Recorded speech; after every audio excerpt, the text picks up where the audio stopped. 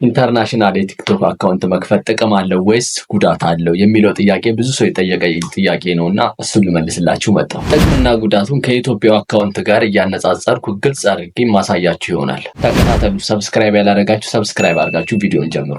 ኢንተርናሽናል የቲክቶክ አካውንት ከጥቅሙ ስንጀምር የመጀመሪያው ጥቅሙ የሚሆነው በቪው ይከፍለናል። ክሬተር ሪዋርድ ፕሮግራም አባል ያደርገንና በቪው ይከፍለናል። በቪው የሚከፍለን 10,000 ፎሎወር እና 100,000 ቪው በአንድ ወር ውስጥ የምናገኝ ከሆነ በቪው ልክ እንደ ዩቲዩብ የሚከፍለን ይሆናል። የሚከፍለን እንዴት ነው? ውጭ ሀገር የሚገኙ ሰዎች የኛን ቪዲዮ ሲመለከቱ ልክ እንደ ዩቲዩብ ይከፍለናል ማለት ነው። ሌላው ጥቅም ደግሞ የኢትዮጵያ አካውንት ላይ የማናገኘው ጥቅም ምንድነው? ታርጌት ኦዲየንሳችንን መምረጥ እንችላለን። ኢንተርናሽናል አካውንታችን ላይ ለምሳሌ ቪዲዮአችን አዲስ አበባ ላይ ታርጌት እንዲያደርግ የምንፈልግ ከሆነ እዛው ሎኬሽንን መርጥለትና አዲስ አበባ ላይ ቪዲዮአችን ፎከስ እንዲያደርግ ማድረግ እንችላለን። ከፈለግንም ደግሞ ወደ ፈለግነው የክልል ከተሞች እንዲታይልን ማድረግ እንችላለን። ኢትዮጵያ ውስጥ ያሉ የክልል ከተሞች ሙሉ ስላሉ እዛ ውስጥ መርጠን የፈለግነው ሀገር ላይ ፎከስ እንዲያደርግ ማድረግ እንችላለን። ቪዲዮአችን ወደ ውጭ ሀገር እንዲታይልን ከፈለግን ደግሞ እዛው ላይ ሎኬሽን የውጭ ሀገራትን መርጠን ማስተካከል እንችላለን።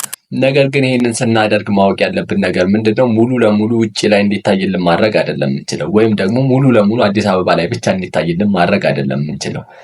ቪዲዮአችን የት ከተማ ላይ ፎከስ ማድረግ እንዳለበት በብዛት ቪዲዮ እንዲሰራጭልን የምንፈልግበትን ቦታ ነው እንጂ የምንመርጠው ሙሉ ለሙሉ አይደለም። ይህንም ቀድማችሁ ማወቅ አለባችሁ። ኦዲየንሳችንን መምረጣችን ደግሞ በተለይ ማስታወቂያ ለሚሰሩ ሰዎችና ለድርጅቶች በጣም ትልቅ ጥቅም አለው። ይህ ማለት ማስታወቂያው መታየት የሚፈልግበትን ቦታ መምረጣቸው ቢዝነሳቸው የቱ ጋር ረን እንደሚያደርግ እነሱ ስለሚያውቁ ቦታውን ቀድመው መርጠው ቪዲዮአቸው ፎከስ እንዲያደርግ ማድረጉ በጣም ጥቅም አለው። ይሄ ለድርጅቶችና ማስታወቂያ ለሚሰሩ ሰዎች በጣም ጥቅም አለው ተብሎ ይታያዝለት ትልቁ ፖይንት ነው።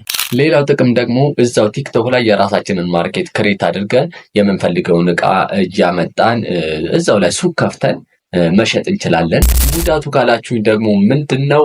የኮፒራይት ጉዳይ ነው። ኢንተርናሽናል አካውንት ከፍታችሁ ህግ መጣስ በጭራሽ አይቻልም። በተለይ ደግሞ የሪያክሽን ቪዲዮ ለመስራት የምታስቡ ሰዎች እና ደግሞ የአንዳንድ ሜሞችን የተለያዩ የሰዎች ቪዲዮዎችን ቆራርጠን እንጠቀም ብንል ህጉ በጣም ጠንካራ ነው። እንደ ኢትዮጵያው አካውንት አይደለም። የኢትዮጵያ አካውንት አስብላችሁ ከሆነ አንዳንድ ጊዜ ከነ ዋተር ማርኩ ፖስት ተደርጎ ራሱ ቫይራል ሊወጣ ይችላል።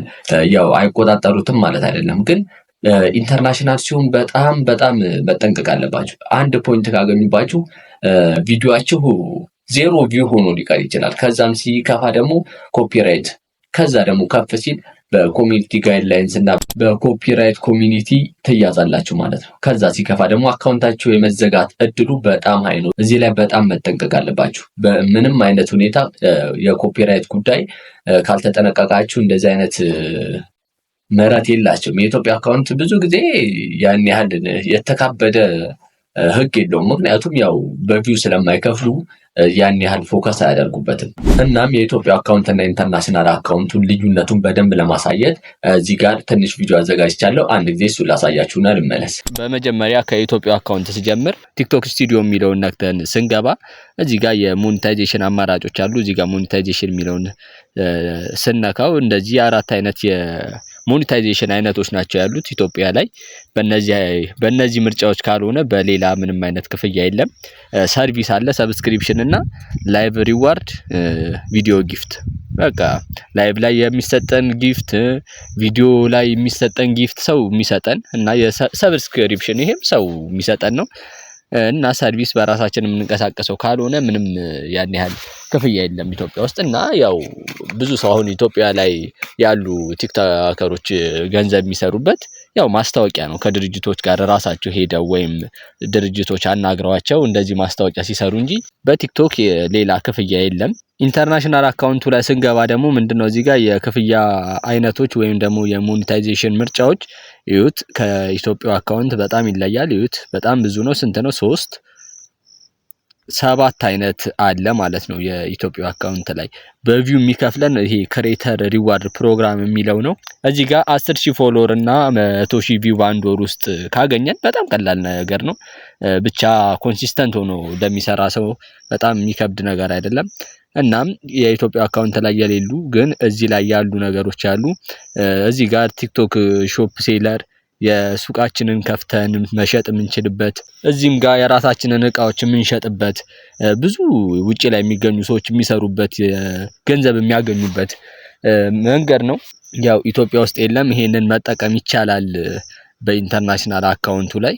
እናም እዚህ ጋር ላሳያችሁ የምፈልገው ነገር ምንድነው ይሄ የኢንተርናሽናል አካውንት ሆኖ እዚህ ጋር ኮፒራይት ስጥሱ ምንድነው ይሁት ቪው በቃ 00 አድርጎ ያስቀምጠዋል። ከተጠራጠረ መጣስ አይደለም ከተጠራጠረ 00 ያደርገዋል። እናም የሆነ ጊዜ ይሄ አካውንት የሪአክሽን ቪዲዮ የሚሰራበት አካውንት ነው። የሆነ የተጠራጠረው ነገር ነበረ። ትንሽ ኤዲት ያስፈልገው ነበረ። ቀጥታ ሪአክት ሲደረግ ቪዲዮ አልተቆራረጠም ነበረ። ከዛም ምንድነው ከአንዳንድ በኮሚኒቲ ጋይድላይንስ ነው የያዘው። ይሄ ህግ ደግሞ ስንት 3 ወር ካልሞላው ምናምን አይነሳላችሁም። ከ3 ጊዜ በላይ ይሄንን ከጣሳችሁ አካውንታችሁ ይዘጋል። እናም እስካሁን ያነሳናቸውን ጥቅምና ጉዳቶች ታሳቢ አድርጋችሁ ኢንተርናሽናል አካውንት መክፈት ትችላላችሁ። ኢንተርናሽናል አካውንት እንዴት እንክፈት የምትሉ ከሆነ ይህንን ቪዲዮ መመልከት በቂ ነው። ወይም ደግሞ ዲስክሪፕሽን ላይ ሊንኩን አስቀምጥላችኋለሁ ወይም ኢንድ ላይ ስለማስቀምጥላችሁ እሱም ቪዲዮ አይታችሁ ኢንተርናሽናል አካውንት መክፈት ትችላላችሁ። ያን ያህል ምንም የሚያለፋ ነገር የለውም። ምንም አያስፈልግም። የቲክቶክ አፕ እና ስልክ ካላችሁ በጣም በቂ ነው። እና ማስተባበያ አስተያየት ካላችሁ ኮሜንት ላይ አስቀምጡልኝ፣ የምመልስላችሁ ይሆናል። በግል ማናገር የምትፈልጉ ካላችሁ እዚህ ጋር የቴሌግራም ዩዘር ኔም አለ። በሱ ዩዘር ኔም በትጽፉልኝ እመልሳለሁ። እያንዳንዱን ነገር መረዳዳት እንችላለን። እኔንም ማገዝ የምትፈልጉ ካላችሁ በኢንቦክስ አውሩኝ። በቀጣይ ቪዲዮ እስክንገናኝ ድረስ ሰላም ሁኑ። ላይክ ያላደረጋችሁ ላይክ ማድረጋችሁ እንዳትረሱ። ሰብስክራይብ ግዴታ ነው።